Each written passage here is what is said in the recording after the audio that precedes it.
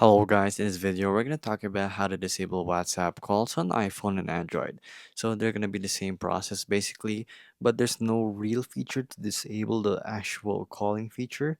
But all you can do is actually go here to your settings, privacy, and then right here you can actually go to calls and then silence unknown callers.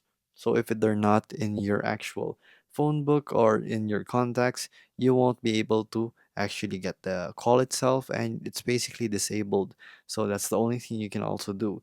So you can also go here and go to advanced if you want to and block account messages for a step further. So it's gonna do the same thing but just for messages. So remember, there's no actual way to disable WhatsApp calls on iPhone totally, but only a part of it. So this is the only section that you can do so. So in the calls again, silence unknown callers, and that's basically it. And it's just that simple. So that is how you disable your WhatsApp calls on your iPhone and in your Android. They're gonna be the same process.